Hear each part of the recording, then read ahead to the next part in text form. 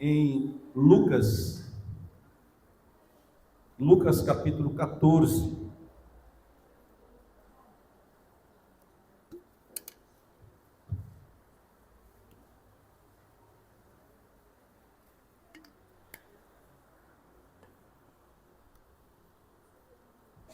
Lucas capítulo 14,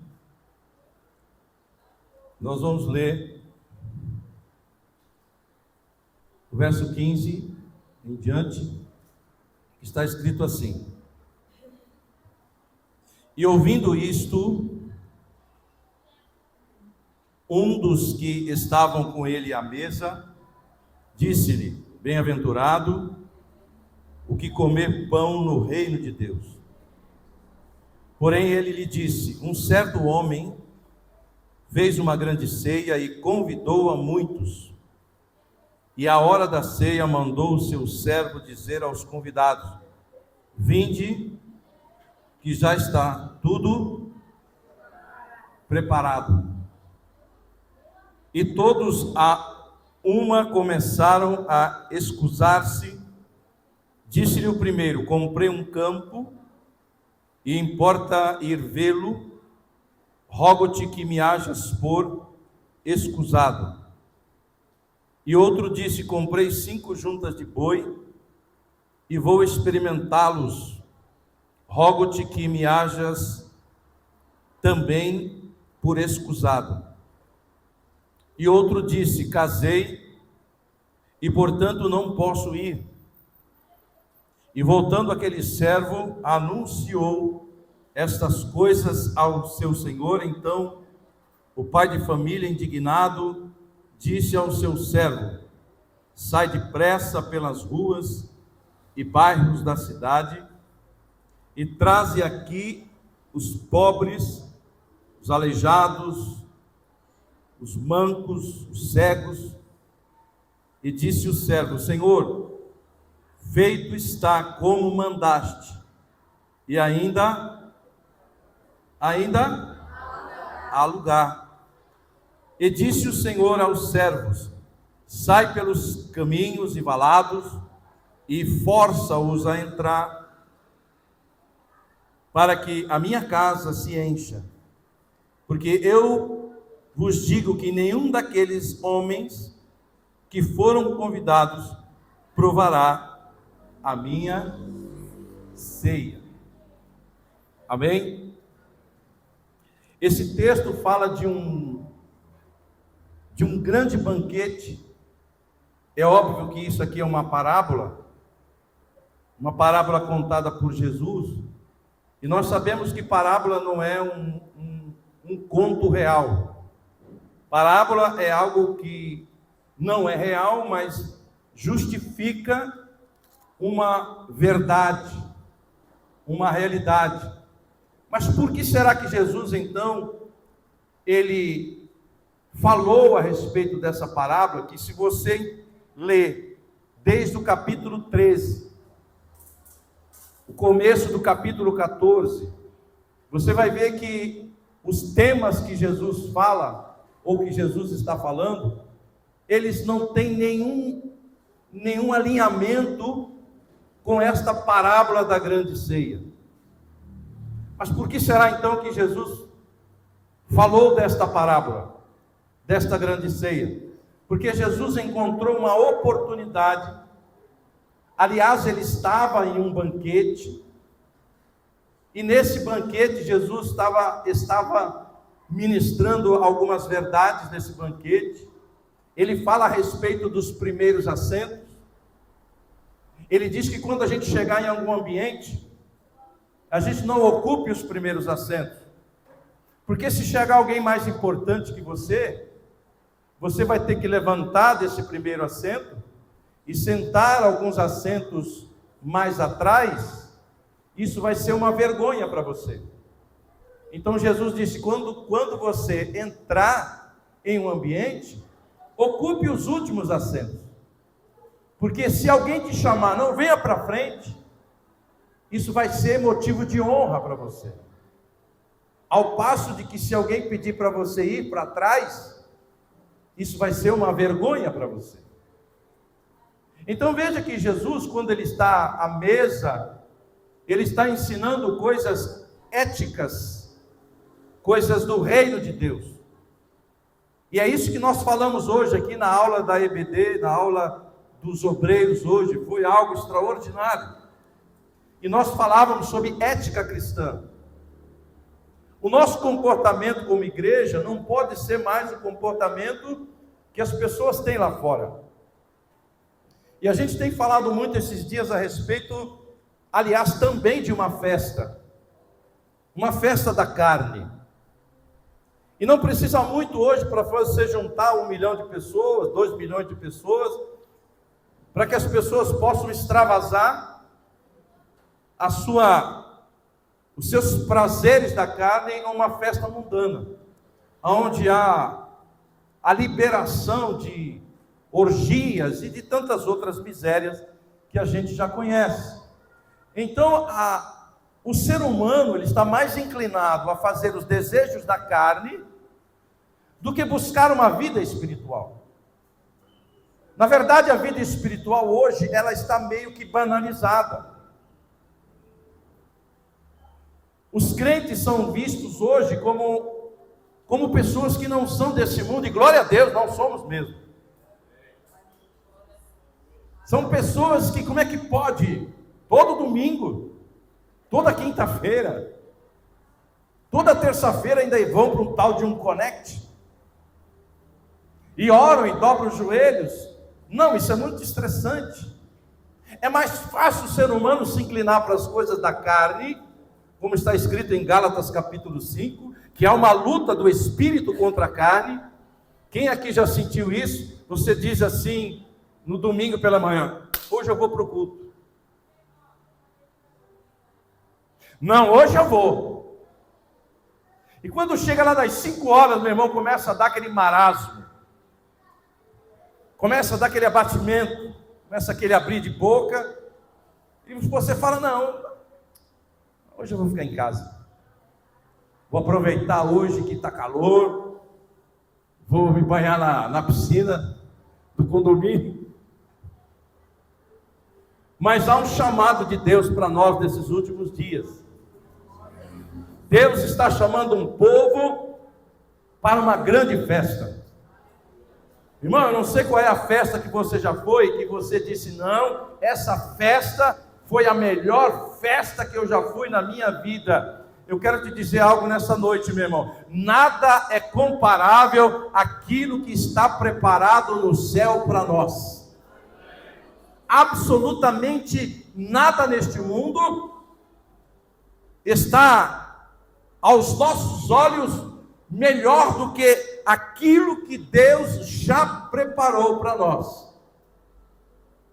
E no momento da ceia, no momento em que Jesus estava inclinado à mesa, porque o judeu, ele não come na mesa como nós comemos. O judeu não se senta a uma cadeira. O judeu, ele se dobra em uma almofada.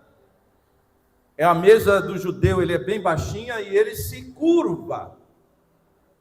Por isso que a Bíblia diz que eles estavam encurvados à mesa. Então o judeu ele come quase que deitado. É uma cultura judaica. E nesse momento, alguém disse para Jesus, é o que está escrito no verso número 15. Presta atenção, irmão, para você acompanhar a mensagem. No verso de número 15 está escrito assim: e ouvindo isto, um dos que estavam com ele à mesa, disse-lhe: ah, Jesus, como vai ser bom, como vai ser o homem bem-aventurado, o que comer pão no reino de Deus. Olhe para mim, irmãos. Eu entendo que para a gente servir a Cristo, é preciso que haja em nós um desejo de servir a Deus. É preciso que haja em nós um interesse de servir a Deus. Porque Jesus nunca foi aquele que te obrigou a você fazer absolutamente nada. A própria palavra de Deus diz assim: Eduardo, eis que eu coloco diante de ti a vida e a morte, A bênção ou a maldição? Escolhe. Deus não é aquele pai carrasco, aquela mãe opressora, que diz, não, você vai ter que fazer o que eu quero. Quem conheceu uma mãe assim?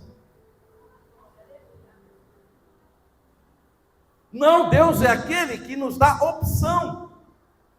E diz, eu coloco diante de vocês hoje a festa da carne e a festa do Espírito. Eu coloco diante de vocês hoje servir a Deus ou não servir. Escolhe, pois, a melhor parte. E a melhor parte, irmão, é essa aqui. A melhor parte é estar com Deus. A melhor parte é servir a Deus. A melhor parte é nós obedecermos a palavra de Deus.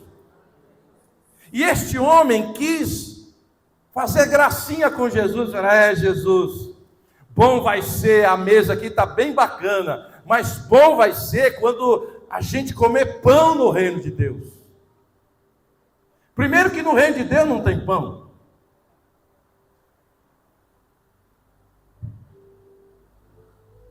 Aí Jesus, que sendo ele Jesus, ele nunca responde aquilo que nós queremos ouvir, mas Jesus sempre responde aquilo que nós precisamos ouvir.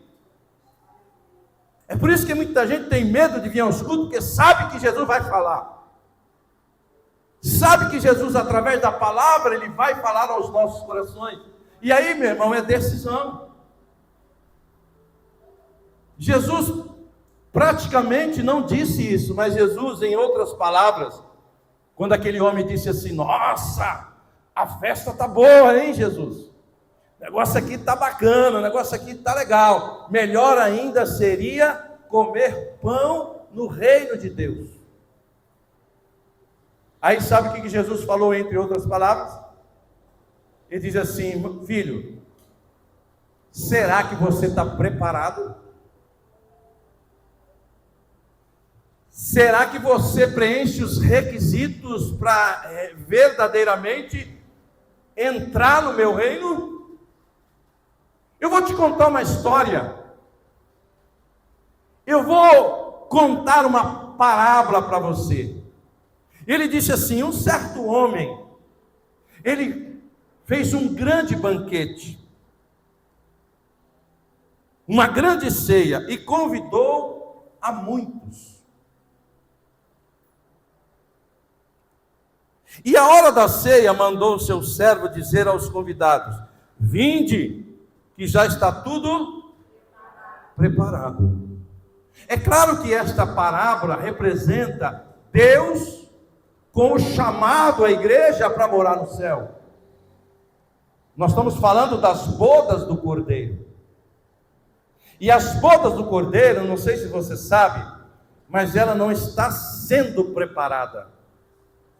Ela já está pronta.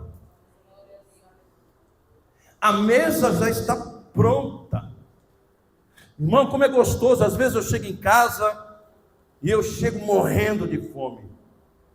E eu falo para minha esposa, meu bem, quantos minutos? Ela fala, aguenta aí que eu estou meio embaraçada hoje. Aguenta aí que o negócio vai sair.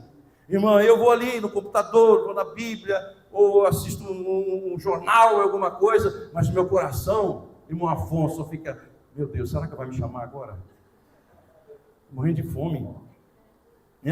Aí não pode apressar, irmão, não apressa a mulher não. Se tu apressar a mulher na cozinha, é a pior coisa que você faz, deixa ela tranquila, fecha a porta e sai de perto. Irmão, a melhor coisa que eu ouço no dia, ela fala, meu bem, ela fala assim, meu bem, pode vir comer. Ai, glória a Deus. Eu levanto assim, falei, sangue de Jesus, que coisa boa, que notícia boa. Irmão, eu sento à mesa, pensa numa mulher que está cozinhando, irmão. Essa mulher aí virou uma mestre cuca. Tudo que ela põe a mão, fica bom, fica gostoso. E nós temos uma notícia quentinha hoje. Jesus está dizendo, olha, existe um grande banquete preparado no céu para a minha igreja, e este banquete não está sendo preparado, ele já está preparado. Eu só quero saber se você está preparado.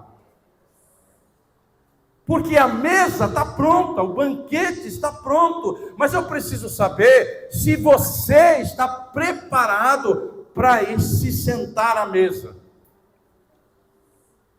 E aí ele conta algumas histórias, Júlio, e ele fala assim, ó, existem 3 tipos de pessoas que foram convidados para o meu banquete.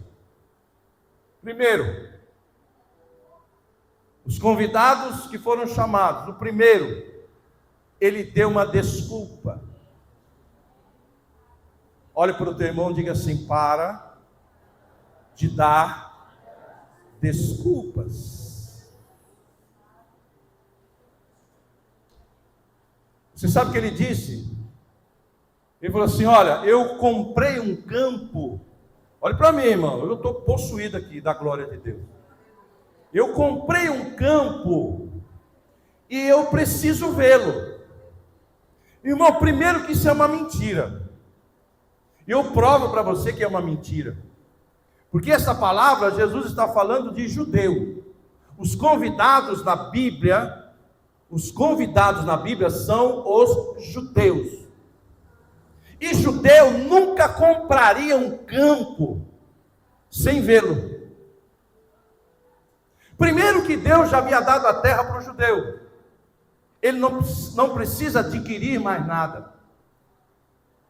Mas o fato de um judeu comprar um campo e não ver um campo, irmão, como é que alguém aqui faria isso? Ah, eu tenho um terreninho lá no Mato Grosso do Sul, de 2.000 metros quadrados, eu vou vender para o Flávio. Flávio, eu vou te vender por 10 mil reais. O preço está bom, eu quero comprar. Pá. Sem ver? Você faria isso, Flávio? Nunca. Se você vai comprar um campo, você tem que ver o que você está comprando. Então esse homem teve uma desculpa para não ir ao chamado das bodas. A Bíblia diz que ele foi, Harley, no segundo homem.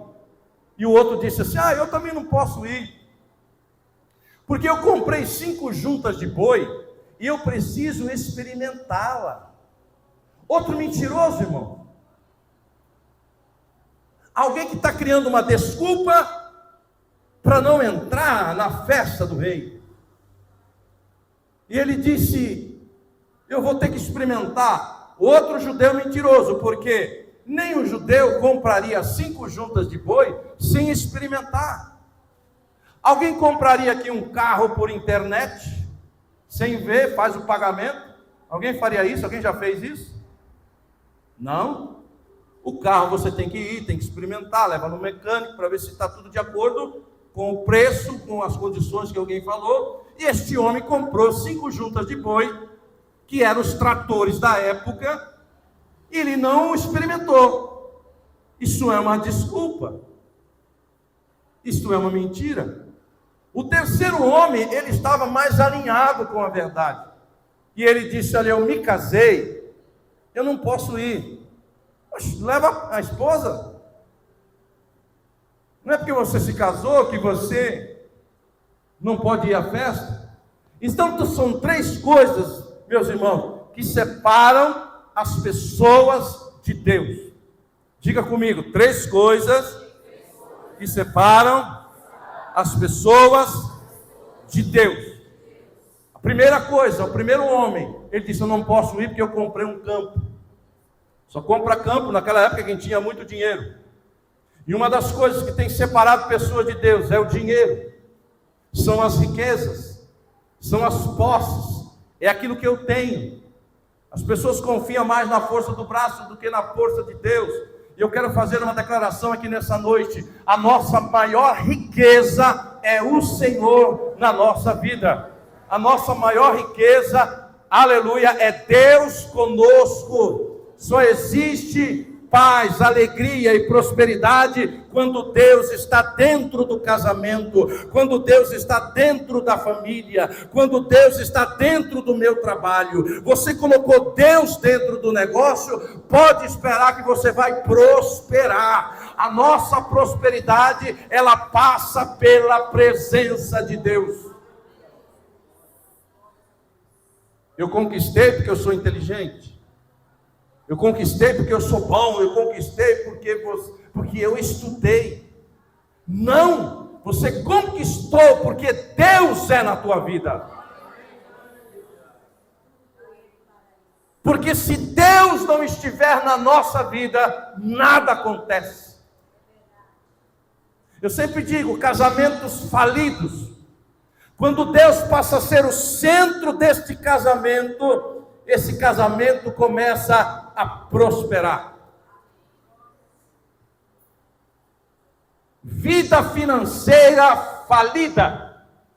Quando nós chamamos Jesus, Jesus seja o meu administrador. Quando nós chamamos Jesus para o centro da nossa vida financeira, se prepare para você ter uma vida próspera em Deus. Qual é a tua prioridade?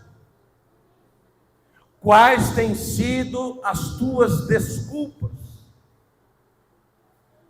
Eu não tenho ido cultuar a Deus, porque eu comprei um campo. Eu conheço uma pessoa, congregava com a gente lá no Guarujá, o nome dele é Carlos, vulgo Kiki, a sua rara conhece. E eu saía do culto junto com a esposa e as filhas, passava em frente à casa dele, domingo, 10 horas da noite, ele estava dentro da marcenaria, trabalhando. Eu dizia, Kiki, pastor, quem é que vai pagar minhas contas? Se eu não trabalhar, eu tenho 3 serviços para entregar. Eu falava, Kiki, prioriza Deus, prioriza Jesus na tua vida. Assim era todos os domingos. Quando foi um dia, nós fizemos um retiro da família. O Kiki foi com a gente. Ele entrou no campo para brincar de futebol. Ele quebrou a perna em 3 lugares. E uma delas, fratura exposta. Lá vai o Kiki para o hospital. Eu parei o retiro. Eu saí do retiro e fui acompanhá-lo. Porque nós estávamos em Caraguatatuba, que não tinha recurso nenhum. Levamos ele para São Sebastião. Olha, de Caraguatatuba a São Sebastião é uma viagem. E aquela perna dele só lavando. Ele, ai. Falei, segura aí, rapaz. Irmão, ele ficou 6 meses sem trabalhar. O dia que ele pôde pôr o pé no chão, ele foi para a igreja. Um domingo. E naquele domingo ele levantou a mão e disse, eu quero Jesus como meu Salvador. Porque esse homem priorizava o quê? O trabalho, o dinheiro. E eu não estou aqui, irmão, para rogar praga na vida de ninguém, pelo amor de Deus. Não estou dizendo que Deus vai quebrar a sua perna. Estou dizendo que Deus vai te colocar numa ambulância. Não é nada disso. Eu estou dizendo, irmãos, que só busca Deus quem tem interesse. Só busca Deus quando nasce um desejo em nós de buscar o Senhor. Então, a riqueza, o dinheiro e o trabalho, ele impede muita gente de se sentar à mesa com o Senhor. A segunda pessoa é aquele que comprou juntas de boi. O primeiro era o dinheiro, o segundo é o trabalho. Eu preciso trabalhar. Eu preciso trabalhar. Irmão, quem te deu saúde para você trabalhar? Quem te deu inteligência para você trabalhar? Quem te instruiu nas questões mais difíceis para você tirar o seu diploma? O mínimo que você tem que fazer, meu irmão, é vir à casa do Senhor e agradecer a Deus por tudo aquilo que Deus tem te dado através do teu trabalho. E ninguém está falando em dinheiro aqui. Ninguém está falando de dízimos e ofertas. Nós estamos falando de uma vida de gratidão a Deus. Nós estamos falando de alguém que reconhece que se não é Deus, na vida dessa pessoa, ele não tem absolutamente nada. Um que impedia era o dinheiro, o outro que impedia era o trabalho. O terceiro, o que impedia ele era um casamento. E casamento, meus irmãos, que eu saiba, é bênção de Deus, não é para atrapalhar a vida de ninguém. Casamento, na ótica divina, Deus junta essas duas pessoas, para que através dessas duas pessoas se forme uma família, e a Bíblia diz, a nossa descendência será chamada de a descendência bendita do Senhor. Alguém pode dizer amém? Amém. Está aqui a nossa descendência. Essas meninas talvez não tenham noção do quanto nós oramos pela vida delas. Se Deus está guardando, se Deus está protegendo, primeiro que o olhar de Deus está sobre elas. E segundo porque tem um pai e uma mãe que está com o seu joelho dobrado orando e dizendo: Senhor, guarda a minha descendência, guarda as minhas filhas, guarda os meus netos. Porque tudo que eu tenho foi Deus que me deu. Tudo que eu tenho foi Deus que me deu. Eu ficava olhando hoje meus netos brincar em casa ali e falei: Jesus, que coisa extraordinária. Que bênção, gerada no ventre da nossa descendência. Presente de Deus para nós. Olhar para o Cauã, para o Ravi, para a Valentina, irmãos, ali dentro de casa. Para nós é a maior alegria por saber que tudo isso foi projeto de Deus. Saber que tudo isso já estava nos planos de Deus. Quando elas foram geradas, Deus já tinha na sua mente o Ravi, a Valentina, o Cauã e os outros que ainda virão. Alguém pode dizer um glória a Deus aí? Um amém, por favor. Quero mais neto, irmão. Eu quero mais neto. Quero mais.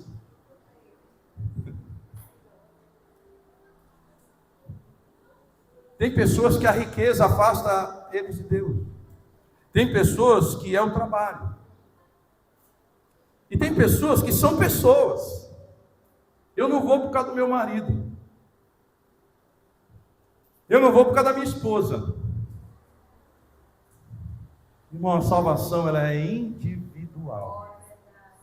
Vai buscar a Deus com a pouca força que você tem. Em pouco tempo, aleluia, Deus vai salvar a esposa, vai salvar o marido, vai salvar todos os filhos, porque eu quero profetizar algo aqui nesta igreja, nesta noite. Ninguém de nós que aqui está, e de todos aqueles que foram gerados no ventre das nossas entranhas, não deixarão de estar assentado neste banquete.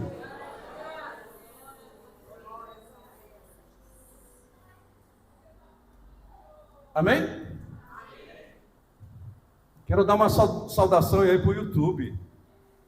Agora estamos de novo no YouTube. Seja bem-vindo. Irmão, eu sempre quis falar isso. Dê um joinha. Inscreva-se no nosso canal. Compartilha. Dá um like. Por favor, nós precisamos. Onde eu estava, irmão? Já perdi aqui. 3 coisas que nos afastam de Deus: riqueza, trabalho e pessoas. Deixa eu falar um negócio para você, irmão. Ande ao lado de pessoas que te levem para Deus. Ande do lado de pessoas que te levam para cima e não para baixo.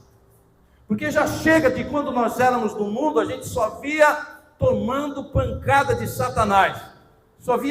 Só tinha perdas, só tinha frustrações e desilusões. Mas agora uma vida com Cristo, meu irmão, como tem uma profeta linda que diz: a nossa vida é para frente e para cima, para frente e para cima. Irmão, não aceita menos que isso. Não aceite menos que isso. Escolha bem os seus relacionamentos. Selecione bem aqueles que você anda, porque eles vão ditar muita coisa na sua vida. A Bíblia diz que os filhos das trevas, eles são mais prudentes e organizados do que os filhos da luz.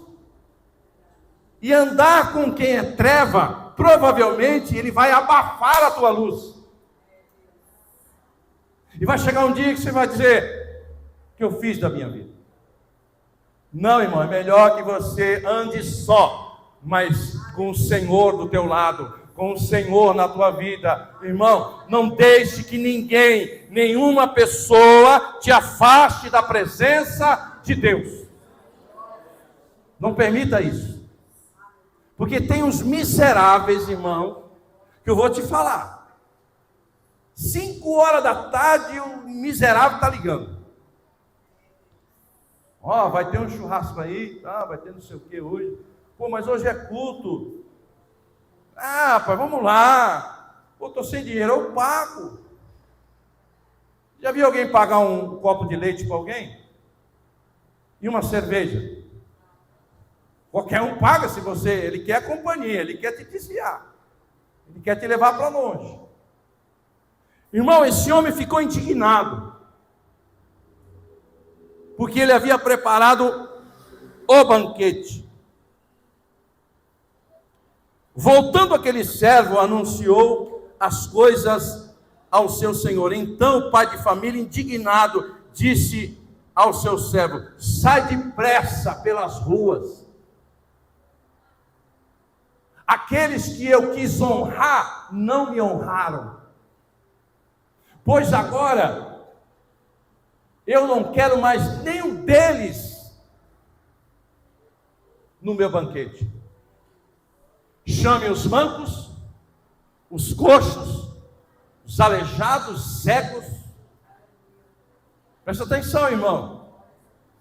Deus é Deus, que Ele, aquilo que Ele estabeleceu, Ele vai cumprir. O céu está sendo povoado. E Ele conta com a tua casa, Ele conta com a tua família. Mas como eu já disse aqui, tem que haver um interesse. Porque esses 3 não tiveram nenhum interesse de ir. Outros eventos foram mais importantes do que o banquete. Mas a porta está aberta. A proposta ainda está sendo feita. Deus ainda está com a sua mão estendida sobre as nossas vidas, tendo pura misericórdia de nós. Aleluia. O convite ainda está nas mãos de Deus. Ele está dizendo em todo o tempo: vinde a mim, vinde a mim, vinde a mim. Está cansado, oprimido, está difícil, não importa. Vinde a mim, porque eu os aliviarei, está dizendo o Senhor. E assim o servo fez, irmão Elias. Foi lá e buscou tudo que era manco, coxo, cego, aleijado, e colocou naquele banquete. Irmão, onde era para ter as pessoas bem vestidas? Sabe o que é uma pessoa bem vestida? Sabe? Olha para minha esposa, é uma mulher que se veste. Isso se veste, irmão, parece... Ela não anda, ela desfila.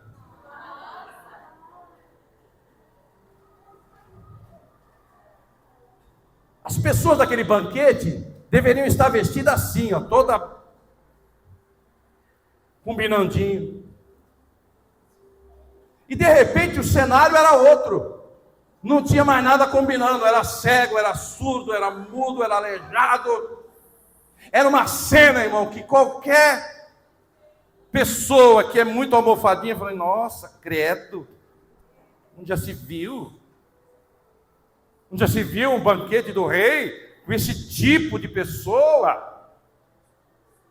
Deixa eu falar uma coisa para vocês, irmãos, é isso que estão falando lá fora de nós. Credo, é isso que eles fazem? Será que não se divertem? Será que é isso? Será que é aquilo? Ô irmão, deixa eu te falar uma coisa, não foi nenhuma, nem duas, nem 10 vezes que eu fumei um cigarro de maconha, aquilo me dava o maior barato, mas eu nunca encontrei, aleluia, um sentimento maior e mais gostoso e extraordinário do que sentir a presença de Deus, do que sentir a presença do Todo-Poderoso. Isto sim é que é ter prazer. Isso é que dá prazer para um ser humano. O maior prazer, irmão, é servir a Deus, estar na presença de Deus. Hoje a balada foi top e tal, irmão. Aceita Jesus e se renda para Jesus. Você vai ver o que é balada, você vai ver o que é glória, você vai ver o que é a presença de Deus. O diabo põe na mente das pessoas que aquilo que ela está vivendo é o máximo dela. Mas sabe qual é o meu máximo?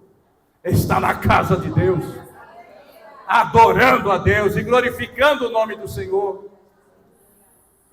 Mas vão falar de mim. Meu irmão, entra na fila, brother. Entra na fila para falar mal. Se você olhar nos minhas redes sociais, irmão, eu devo ter hoje mais ou menos, falando em seguidores, deixa eu ver, eu acho que uns 50. Eu tenho muito mais não seguidores do que seguidor. Eu tenho muito mais gente que me critica do que me aplaude. Mas do que me serve o aplauso humano, meu irmão? Do que me serve essas coisas mundanas? Eu quero me assentar na mesa com o meu rei, com o meu Senhor, que é Jesus Cristo. É lá que eu estou batalhando para ir. Eu ouvi um amém aí? Sai depressa pelas ruas, pelos bairros, e traz aqui todo quanto é tipo de pessoa que todo mundo rejeita, pobre, aleijado, manco, cego. E disse o servo: Senhor, feito está, como o Senhor mandou. Mas tem um negócio, ainda tem lugar na mesa. Sabe por que ainda tem lugar na mesa? Porque você não se decidiu.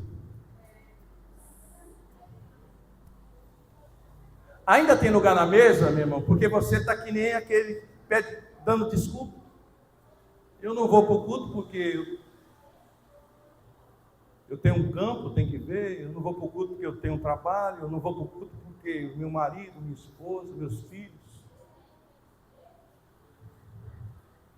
Por que tem lugar na mesa? Porque muita gente ainda não se decidiu.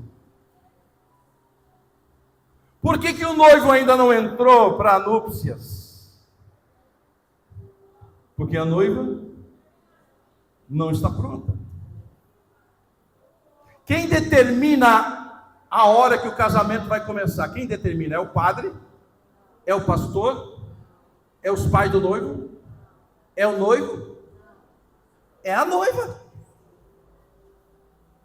O noivo pode ficar aqui 3 horas parado.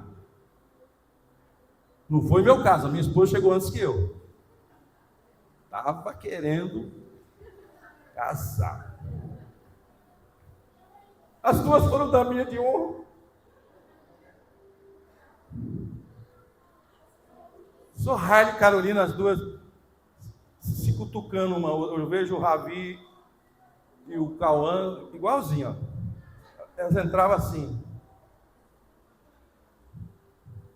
Quem determina a hora do casamento é a noiva. E se o casamento ainda não aconteceu, é porque a noiva não está pronta. E quem é noiva aqui? Nós somos a noiva de Cristo. Muitos ainda não estão prontos. Muitos ainda não estão preparados. Irmão, nós chegamos num tempo onde a gente, nós pastores, nós temos que pedir pelo amor de Deus para as pessoas virem ao culto. Chegamos a essa aberração, Adriana, de ter que mandar no WhatsApp todo dia. Irmão, hoje tem culto, à noite não deixa de ir para o culto da sua igreja. Nós chegamos a isso, irmão Afonso. A ter que pedir para as pessoas para vir no culto. Onde um culto como esse, meu irmão, era para as pessoas se apinhar e dizer aqui, eu vim aqui hoje adorar ao meu Senhor. Eu vim aqui hoje glorificar o nome do meu Senhor. Eu estou cheio de problemas lá fora, mas aqui dentro eu deixo tudo aos pés do Senhor. Aleluia. Irmão, levante a sua mão nessa noite e glorifique a este Deus que você serve. Ninguém está te pedindo, pelo amor de Deus, para você ir para esse jantar. Mas tome uma decisão. Porque se não tomar decisão, Deus vai colocar lá pessoas improváveis. Pessoas que nós criticamos. Onde já se viu esse maconheiro, essa prostituta. Quem sabe, meu irmão, vai estar lá a prostituta e o cara que cantava, que pregava, que adorava, vai ficar lá. Já foi, né? Porque uma coisa é certa, a mesa vai estar plena. A mesa vai estar completa. Os assentos vão estar completos. Mas há uma voz hoje que ecoa do céu. Ainda tem lugar na mesa. Eu quero que você faça essa reflexão hoje. Eu quero que você pense nisso, no que foi dito hoje. E tudo que nós falamos aqui, irmão, foi nada programado, planejado, foi tudo pelo Espírito. E eu sei que tem muita gente que está aqui, irmão, que está preparado. Se a trombeta tocar,